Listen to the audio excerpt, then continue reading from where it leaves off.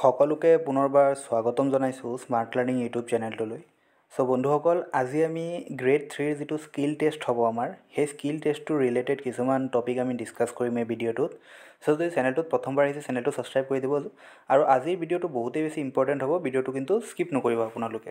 তো বলক ভিডিঅ'টো ষ্টাৰ্ট কৰোঁ। তো আজিৰ ভিডিঅ'টোত আমি কি ডিছকাছ কৰিম যে আমাৰ স্কিল টেষ্ট কেতিয়া হ'ব পাৰে, আৰু তাৰ পাছত আমি ডিছকাছ কৰিম যে স্কিল টেষ্টত যে আমি যে প্ৰিপেৰেশ্যন কৰিম কেতিয়াবা প্ৰিপেৰেশ্যন কৰিব লাগিব, কি সাৱধানতা অৱলম্বন কৰিব লাগিব, আৰু আটাইতকৈ গুৰুত্বপূৰ্ণ কথাটো হ'ল যে স্কিল টেষ্টত কি ধৰণৰ কুৱেশ্যন আহিব পাৰে। আমি ইতিমধ্যে গম পাইছোঁ যে মাইক্ৰ'ছফ্ট ৱৰ্ড, মাইক্ৰ'ছফ্ট এক্সেল আৰু মাইক্ৰ'ছফ্ট পাৱাৰ পইণ্ট আমি চাব লাগিব। কিন্তু তাৰ মাজত আমি কি কুৱেশ্যন চাব লাগিব, কেনেকুৱা ধৰণে কুৱেশ্যন চাব লাগিব, আৰু কেনেধৰণে এইবোৰৰ প্ৰিপেৰেশ্যন কৰিব লাগিব, এই গোটেইখিনি তথ্য এই ভিডিঅ'টোত আমি আজি লৈ আহিছোঁ। চ' ভিডিঅ'টো শেষলৈকে চাব। আপোনালোকৰ কিছুমান কুৱেশ্যন আছিলে, এই কুৱেশ্যনসমূহ মই প্ৰথমতে এনচাৰ দিব বিচাৰোঁ। স্কিল টেষ্ট কিমান নম্বৰ হ'ব? চাওক বন্ধুসকল, স্কিল টেষ্ট 25 মাৰ্কছৰ হ'ব, 25 নম্বৰৰ হ'ব। আমাৰ যিটো গ্ৰেড 4ৰ ভাইভা এক্সাম আছে সেইটো আগৰবাৰ 5 মাৰ্কছৰ হৈছিলে, কিন্তু এবাৰ 15 মাৰ্কছ কৰিছে, ইনক্ৰিজ কৰিছে। চ' ভাইভা এটা ডাঙৰ ৰ'ল প্লে' কৰিব। কিন্তু স্কিল টেষ্ট আগৰবাৰো 25 মাৰ্কে আছিলে, এইবাৰো 25 মাৰ্কে আছে। বহুতে এইটো লৈ পেলাই কনফিউজ হৈ আছে। চ' মই আপোনালোকক জনাই দিছোঁ যে স্কিল টেষ্টটো 25 মাৰ্কৰ হ'ব। চ' আপোনালোকে এতিয়াৰ পৰা প্ৰিপেৰেশ্যন ষ্টাৰ্ট কৰি দিয়ক। এইটো লৈ পেলাই আৰু চিন্তা কৰি নাথাকিব যে 25 মাৰ্ক নে 15 মাৰ্ক নে 5 মাৰ্ক। স্কিল টেষ্ট 25 মাৰ্কৰ হ'ব, ঠিক আছে। আৰু যদি আপোনালোকৰ অফিচিয়েল যিটো নটিফিকেশ্যন, অফিচিয়েল যিটো ৱেবছাইট আছে য'ত নেকি এইটো প্ৰকাশ কৰা হৈছে যে স্কিল টেষ্ট 25 মাৰ্কৰ হ'ব, দেন আপোনালোকে কমেণ্ট কৰিব। মই ডেছক্ৰিপশ্যন বক্সত লিংকটো দি দিম, আপোনালোকে গৈ পেলাই চাই ল'ব পাৰে যে স্কিল টেষ্ট আমাৰ 25 মাৰ্কৰ হ'ব, ঠিক আছে। তাৰপাছত নেক্সট কুৱেশ্যনটো আপোনালোকৰ আছিলে যে স্কিল টেষ্ট কেতিয়া হ'ব। চাওক, স্কিল টেষ্ট কেতিয়া হ'ব, একজেক্ট ডেটটোতো আমি ক'ব নোৱাৰোঁ স্কিল টেষ্ট কেতিয়া হ'ব, বাট আমি এটা এষ্টিমেট কৰিব পাৰোঁ, আমি এটা অনুমান কৰিব পাৰোঁ যে এনেকুৱা মানত স্কিল টেষ্টটো হ'ব পাৰে। এতিয়া চাওক, যিহেতু চৰকাৰে কৈছে যে আমাৰ যিটো ৰিটেন এক্সাম হৈ গৈছে, সেই ৰিটেন এক্সামটোৰ ফলাফল গ্ৰেড 3 আৰু গ্ৰেড 4 হওক, দুয়োটা ফলাফলে আমাৰ ফেব্ৰুৱাৰী মাহত ঘোষণা কৰিব। চ' গতিকে আমি ধৰি লৈছোঁ যে ফেব্ৰুৱাৰী মাহৰ 10 তাৰিখে ঘোষণা কৰিলে বা 20 তাৰিখে ঘোষণা কৰিলে, কিবা এটা ডেটত ঘোষণা কৰিলে।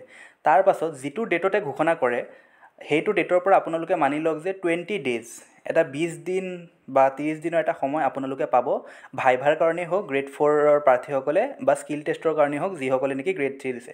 আপোনালোকে 20 ডেইজ এটা মিনিমাম মানি লওক, 20 ডেইজ এটা দিব বা এমাহ, এইটো ৰেঞ্জতে থাকিব। 20 দিনৰ পৰা 30 দিন আপোনালোকক দিয়া হ'ব প্ৰিপেৰেশ্যনৰ কাৰণে, যিটো আপোনালোকৰ নেক্সট ষ্টেপ আছে।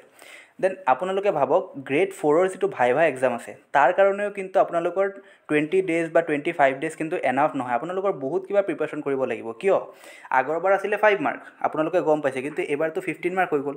যিটো আমাৰ ভাইভা এক্সাম আছে সেইটোৱে 15 মাৰ্ক কৰি দিয়া হৈছে। চ' গতিকে ভাইভাও এটা ইম্পৰ্টেণ্ট ৰ'ল প্লে' কৰিব, আৰু আগৰবাৰ নিচিনা স্কিল টেষ্টটো সদায় এটা ইম্পৰ্টেণ্ট ৰ'ল প্লে' কৰি আহিছে ADREত। চ' 25 মাৰ্ক, আপোনালোকে চাওক 150 মাৰ্কৰ এক্সাম হৈছিলে, আৰু তাত যিমানে কাট অফ যায়, কিন্তু স্কিল টেষ্টত আপোনালোকে ধৰি লৈছোঁ যে কাট অফ গৈছে, যিমানে কাট অফ গৈছে জেনেৰেল মেলৰ মই ধৰি লৈছোঁ কাট অফ 105 গৈছে বা 110 গৈছে। চ' কাট অফ মানে যেন তেন যোনে ক্লিয়াৰ কৰিছে, চ' ফাইনেল চিলেকশ্যনতো তাৰ পোৱাৰ সম্ভাৱনাটো যোনে নেকি কাট অফতকৈ বহুত বেছি পাইছে তাৰ সম্ভাৱনাটো বেছি থাকিব লাগে। কিন্তু স্কিল টেষ্টত এটা খেল হ'ব পাৰে কি, যোনে স্কিল টেষ্ট ভালকৈ দিব, স্কিল টেষ্টত বহুত মাৰ্ক আছে ন, কোনোবাই 110 ধৰি লৈছোঁ 115 পাইছে, আৰু কোনোবাই 105 পাই পেলাই ৰিটেনটো ক্লিয়াৰ কৰিছে। চ' তাৰ পাছত যদি 115 পোৱাটোৱে যদি স্কিল টেষ্টত যদি 10 মাৰ্ক পায়, দেন তাৰ টোটেল স্ক'ৰটো হৈ যাব 125, আৰু 105 পোৱাটো যদি স্কিল টেষ্টত যদি বহুত ভাল পাৰফৰ্মেঞ্চ দিয়ে আৰু 25 মাৰ্ক গেইন কৰে, দেন তেওঁৰ টোটেল মাৰ্ক কিমান হৈ যাব 130। দেন আল্টিমেটলি চাকৰি কোনে পাব, যোনে নেকি ৰিটেনত কম মাৰ্ক পাইছিলে। চ' যোনে ৰিটেনত ভাল হৈছে এক্সাম, কাট অফতকৈ আপোনালোকে ভাবি আছে যে আপোনালোকে বহুত বেছি পাব, বা যিসকলে কাট অফতকৈ কম পাইছে বুলি মানে কাট অফ যেন তেন ক্লিয়াৰ হ'ব বুলিও ভাবিছে, বা আপোনালোকে এটা আশা কৰিছে যে ৰিটেনত নাম আহিব পাৰে, আপোনালোকে এতিয়াৰ পৰাই যোনে ভাইভাৰ কাৰণে প্ৰিপেৰেশ্যন ষ্টাৰ্ট কৰিছে ভাইভাৰ কাৰণে প্ৰিপেৰেশ্যন ষ্টাৰ্ট কৰক, এতিয়াৰ পৰা ষ্টাৰ্ট কৰক, আজিৰ পৰা ষ্টাৰ্ট কৰক, এই মোমেণ্টৰ পৰা ষ্টাৰ্ট কৰক। আৰু যিসকলে স্কিল টেষ্টৰ পৰা প্ৰিপেৰেশ্যন কৰিব বুলি ভাবিছে, আপোনালোকে এতিয়াৰ পৰা ষ্টাৰ্ট কৰক। টাইম কিন্তু বহুত বেছি কম আছে, আপোনালোকে বহুতখিনি শিকিব লগা আছে, ঠিক আছে। তাৰপাছত আপোনালোকে এইটো এনচাৰ আপোনালোকে পালে যে কেতিয়া হ'ব পাৰে।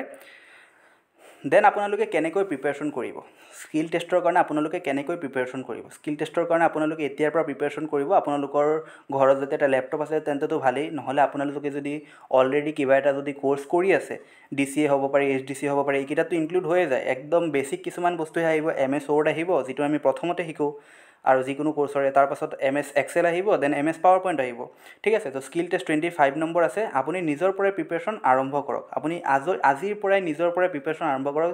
যাৰ ঘৰত লেপটপ আছে, ভাল টেব আছে বা লেপটপ আছে যদি ভাল, আৰু নাই যদি ওচৰ চুবুৰীয়াৰ পৰা আপোনালোকে ল'ব পাৰে, অলপ প্ৰেক্টিচ কৰিব পাৰে, বা ঘৰৰ যদি পৰিয়ালৰ আন কাৰোবাৰ আছে আপোনালোকে প্ৰেক্টিচ আৰম্ভ কৰিব পাৰে, ঠিক আছে। তো আপোনালোকে এনেকৈ প্ৰেক্টিচ আৰম্ভ এতিয়াৰ পৰাই কৰি দিব, ঠিক আছে। তাৰপাছত স্কিল টেষ্টত কি আহিব। চ' আপোনালোকে হয়তো গম পাইছে স্কিল টেষ্টত কি আহিব। এইটো কুৱেশ্যন মই কমেণ্টত দেখা পাইছিলোঁ। চ' মই আজিৰ ভিডিঅ'টোত এটা উপৰি আভাসে দিব বিচাৰোঁ যে কি আহিব পাৰে, কেনেকুৱা ধৰণৰ কুৱেশ্যন আহিব পাৰে। আগন্তুক ভিডিঅ'সমূহত আপোনালোকৰ যদি আৰু ভিডিঅ' লাগে যে MS ৱৰ্ডৰ ওপৰত পাৰ্টিকুলাৰলি কেনেকুৱা ধৰণৰ কুৱেশ্যন আহিব, মই কুৱেশ্যন পেপাৰ ছেট কৰি পেলাই মডেল কুৱেশ্যন পেপাৰ আপোনালোকক দিবলৈ ট্ৰাই কৰিম।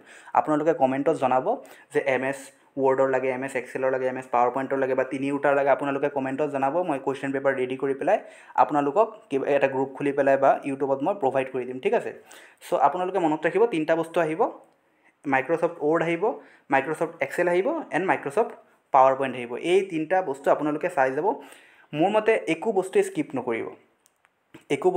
নকৰিব, এইবাৰ কিন্তু বহুত মানে যিটো আমাৰ কম্পিটিশ্যন আছে বহুত বেছি হাই। দেন কুৱেশ্যন পেপাৰ আপোনালোকে নামানিব যে MS ৱৰ্ডৰ কিছুমান বেছিক কথাই আপোনালোকে জানিব লাগিব। কিছুমান অলপ ট্ৰিকি কিছুমান আপোনালোকে যদি ফৰ্মুলা গম পায়, ঠিক আছে, ইজি কিছুমান ফৰ্মুলা থাকে, ট্ৰিক কিছুমান থাকে, সেইবিলাক গম পালেও আপোনালোকৰ হেল্প হ'ব, টাইম মেনেজমেণ্টত হেল্প হ'ব, ঠিক আছে। তাৰপাছত PowerPointৰো তেনেকৈ, আৰু এক্সেলৰতো বহুতখিনি ফৰ্মুলা আপোনালোকে জানিবই লাগিব, ঠিক আছে। তাৰপাছত আপোনালোকে এতিয়া আহোঁ মাইক্ৰ'ছফ্ট ৱৰ্ডত, যিটো আমাৰ নেকি প্ৰথম টপিক। মাইক্ৰ'ছফ্ট ৱৰ্ডত আপোনালোকে এই ভিডিঅ'টো যদি এতিয়ালৈকে চাইছে, ভিডিঅ'টো স্কিপ নকৰিব, ভিডিঅ'টো শেষলৈকে চাব। মই তিনিওটাৰে কি ধৰণৰ কেনেকুৱা বস্তুবোৰ আপোনালোকে চাব লাগিব, যিবিলাক মষ্ট ইম্পৰ্টেণ্ট, এইটো এটা চামাৰী ভিডিঅ' হয়, মানে একদম সৰুকৈ এটা প্ৰিচাইজ ভিডিঅ'ত মই গোটেইখিনি যিহেতু দিছোঁ। চ' ডিটেইলছত আলোচনা কৰাটো পচিবল নহয়। যদি আপোনালোকৰ ডিটেইলছত লাগে মাইক্ৰ'ছফ্ট ৱৰ্ডৰ ওপৰত এটা, মাইক্ৰ'ছফ্ট এক্সেলৰ ওপৰত এটা, আৰু মাইক্ৰ'ছফ্ট PowerPointৰ ওপৰত এটা, দেন আপোনালোকে কমেণ্ট কৰিব। এতিয়া চাওক আপোনালোকে টেক্সট চেণ্টাৰ কেনেকৈ কৰে, মিডিলত কেনেকৈ আনে টেক্সটটো। এটা ধৰি লওক মই আপোনালোকক কৈছোঁ যে এটা এনেকৈ পেজ আছে, পেজটো আপোনালোকে অ'পেন কৰিছে, ইয়াৰ এইখিনি এৰিয়াত কেনেকৈ আপোনালোকে লিখিব, অৰ্থাৎ চেণ্টাৰত। তাৰপাছত একদম ৰাইটৰ পৰা কেনেকৈ ষ্টাৰ্ট কৰিব, একদম লেফ্টৰ পৰা কেনেকৈ ষ্টাৰ্ট কৰিব, ঠিক আছে, একদম ৰাইটৰ পৰা কেনেকৈ, একদম লেফ্টৰ পৰা কেনেকৈ, এইখিনি আপোনালোকে। তাৰপিছত টেক্সট এলাইন আপোনালোকে কেনেকৈ কৰিব, এইবিলাক আপোনালোকে চাই যাব। নেক্সট আপোনালোকে কি চাব, বল্ড কেনেকৈ কৰে। বল্ড মানে কি আপোনালোকে হয়তো গম পাইছেই যে এটা হেণ্ডৰাইটিং আছে, ধৰি লৈছোঁ মই লিখিলোঁ, এটো লিখিলোঁ। বল্ড কৰিলে কি হয়, বস্তুটো অলপ ডাৰ্টকৈ দেখা যায় নহয়, অলপ ডাৰ্ট হৈ যায় বস্তুটো, ঠিক আছে, অলপ ডাৰ্ট হৈ যায়। তো বল্ড কেনেকৈ কৰে সেইটো আপোনালোকে চাব লাগিব। তাৰপিছত ইটালিক কেনেকৈ কৰে, ইটালিক মানে জেনেৰেলি কি হয় যে আপোনালোকে যিকোনো এটা ৱৰ্ড লিখিলে, ধৰি লৈছোঁ মই, এই ৱৰ্ডটো অলপ বেকাকৈ আহে, বুজিছে, অলপ বেকাকৈ আহে বস্তুটো, চ' এইটোক ইটালী বুলি কোৱা হয়। তাৰপিছত আপোনালোকে চাব লাগিব যে ইনক্ৰিজ আৰু ডিক্ৰিজ, যিটো আপোনালোকৰ যিবিলাক আপোনালোকে লিখিব, ৱৰ্ড যে লিখিব বা কিবা এটা পেৰাগ্ৰাফ লিখিব, এই পেৰাগ্ৰাফটোৰ চাইজ আপোনালোকে ইনক্ৰিজ কৰিব পাৰিব লাগিব, বা যিকোনো এটা ৱৰ্ডৰ, যিকোনো এটা পাৰ্টিকুলাৰ লাইনৰ আপোনালোকে ৱৰ্ড চাইজ ইনক্ৰিজ কেনেকৈ কৰে, ডিক্ৰিজ কেনেকৈ কৰে, এইকেইটা চাব। যাৰ লেপটপ আছে, বা তাৰ ওপৰত যদি ডিটেইলছ ভিডিঅ' লাগে কেনেকৈ কি কৰে, সেইটো মই ইউটিউবত প্ৰভাইড কৰিব যত্ন কৰিম। আপোনালোকে মাথো জনাব আপোনালোকক কি লাগে। তাৰপাছত ফণ্ট ষ্টাইল, বিভিন্ন ধৰণৰ ফণ্ট ষ্টাইল থাকে, যেনেকৈ চবচে পপুলাৰ আপোনালোকে নাম হয় এইটো শুনিছে, টাইমছ নিউ ৰোমান। চ' তেনেকুৱা ফণ্ট ষ্টাইল আপোনালোকৰ চেঞ্জ কৰিব আহিব পাৰে। ধৰি লৈছোঁ আপোনালোকক এটা পেৰাগ্ৰাফ দিছে, এই পেৰাগ্ৰাফটোত আপোনালোকক ক'ব যে প্ৰথম লাইনটো তোমালোকে ইটালিক কৰা, এইটো ৱৰ্ড তোমালোকে বল্ড কৰা, ঠিক আছে, এইটো ৱৰ্ডৰ প্ৰথম লেটাৰটো তোমালোকে ইমান চাইজত ৰাখা, মানে ইনক্ৰিজ কৰা, বা এইটো ডিক্ৰিজ কৰা, তেনেকুৱা ধৰণে আহিব। বা এটা পেৰাগ্ৰাফ লিখিব আহিব, তোমালোকৰ টাইপিং স্পীড চাব। তাৰপাছত ফণ্ট ষ্টাইল, কিবা এটা হ'ব পাৰে, এটা পেৰাগ্ৰাফ দি দিছে, সেই পেৰাগ্ৰাফটোত গোটেইটো পেৰাগ্ৰাফত ফণ্ট ষ্টাইল এটা এপ্লাই কৰিব দিলে, যিকোনো এটা ফণ্ট ষ্টাইল দি দিব পাৰে। চ' ফণ্ট ষ্টাইলত গৈ পেলাই তুমি চিলেক্ট কৰিব লাগিব, চাৰ্চ কৰিব লাগিব এইটো ফণ্ট ষ্টাইল, ঠিক আছে।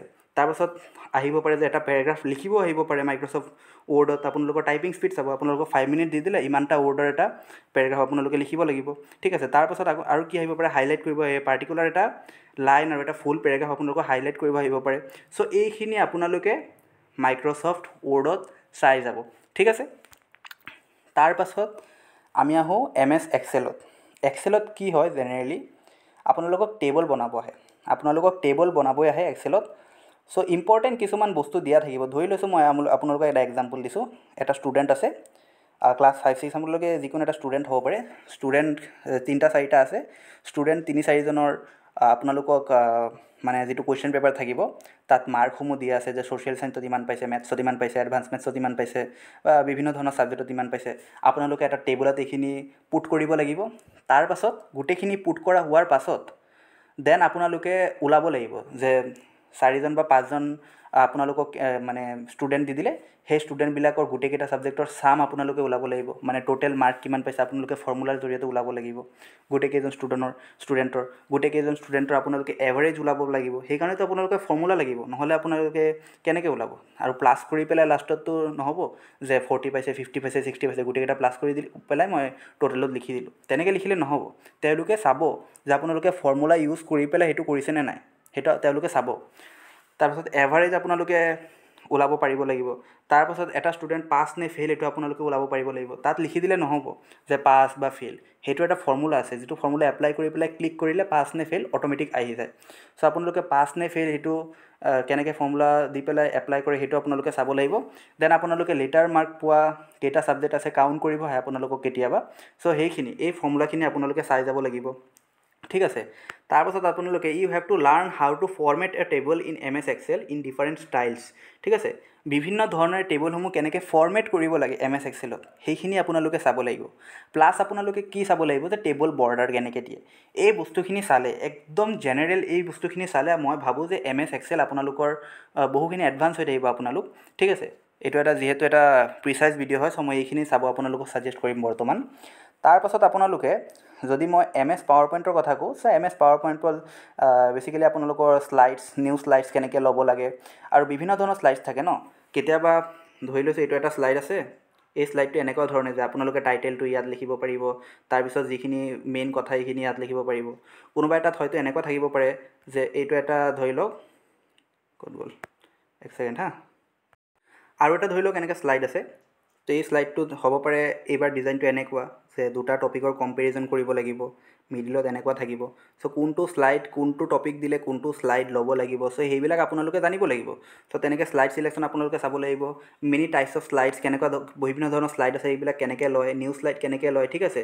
তাৰপিছত ডিজাইন ভালকৈ কৰিব লাগিব। তাৰপিছত আপোনালোকক হ'ব পাৰে যে এটা পেজৰ পৰা আৰু এটা পেজত যেতিয়া যাব কোনটো ষ্টাইল এপ্লাই কৰি পেলাই পেজটোত যাব, সেই ষ্টাইলটো আপোনালোকে চিলেক্ট কৰিব লাগিব, ঠিক আছে। চ' এটা বক্সত কেনেকৈ টাইটেলটো লিখিব, চ' সেইখিনি আপোনালোকে MS PowerPoint এইবিলাক আপোনালোকক আহিব পাৰে। আৰু আজিৰ ভিডিঅ'ত ইমানখিনি আছিলে। এইবিলাক কুৱেশ্যন আপোনালোকক আহিব পাৰে, আৰু প্ৰিপেৰেশ্যন আপোনালোকে আজিৰ পৰা ষ্টাৰ্ট কৰিব পাৰে, ভালকৈ প্ৰিপেৰেশ্যন ষ্টাৰ্ট কৰিব। আৰু প্ৰিপেৰেশ্যন কেনেকৈ ষ্টাৰ্ট কৰিব তাৰ ওপৰত যদি ভিডিঅ' লাগে তেন্তে আপোনালোকে কমেণ্টত জনাব। আৰু এটা ফৰ্মুলা মই আজি আপোনালোকক দিব বিচাৰোঁ যে আপোনালোকেতো কিবা এটা যে বনাব, MS Wordত এটা বনালে, আপোনালোকক যিটো কুৱেশ্যন আহিলে সেইটো হিচাপে আপোনালোকে এনচাৰটো তৈয়াৰ কৰিলে, তাৰপিছত MS Excelত তৈয়াৰ কৰিলে, MS PowerPointত আপোনালোকে তৈয়াৰ কৰিলে, বস্তুটো ছেভ কৰিব লাগিব। কিন্তু ছেভ নকৰিলে কিন্তু নহ'ব, ছেভ নকৰিলে কিন্তু আপোনালোকে মাৰ্ক নাপাব। আপোনালোকৰ এটা যে ৰোল নাম্বাৰ থাকিব, এডমিট কাৰ্ড আকৌ আহিব ৰিটেন কোৱালিফাই আপোনালোকে কৰাৰ পাছত, সেই ৰোল নাম্বাৰটো দি পেলাই আপোনালোকে ছেভ কৰিব লাগিব আপোনালোকৰ ডকুমেণ্টটো, ঠিক আছে। চ' মই সৰু এটা ফৰ্মুলা আপোনালোকক দিব বিচাৰোঁ যে কেনেকৈ ছেভ কৰে। ছেভটো আপোনালোকে ছেভৰ অপশ্যন পাবই। মই এনেই এটা সৰু এটা ফৰ্মুলা আপোনালোকক দিছোঁ। আপোনালোকে হয়তো বহুতে জানে যে Ctrl+S, কণ্ট্ৰল প্ৰেছ কৰি পেলাই S যিটো লেটাৰ আছে, এছটো যেতিয়া আপোনালোকে প্ৰেছ কৰি দিব, দেন ছেভৰ অপশ্যন আপোনালোকৰ তাত আহি যাব। দেন আপোনালোকৰ নিৰ্দিষ্ট ৰোল নাম্বাৰটো দি পেলাই MS Wordৰ যিটো ডকুমেণ্ট আপোনালোকে বনাইছে সেইটো ছেভ কৰিলে, MS Excelতো কৰিলে, MS PowerPointটো কৰিলে, ঠিক আছে। চ' আজিৰ ভিডিঅ'টো কেনেকুৱা লাগিছে আপোনালোকে জনাব, আৰু ভিডিঅ'টো শেষলৈকে চোৱাৰ বাবে ধন্যবাদ। যদি ভিডিঅ'টো ভাল লাগিছে ভিডিঅ'টো লাইক কৰিব, ভিডিঅ'টো শ্বেয়াৰ কৰিব।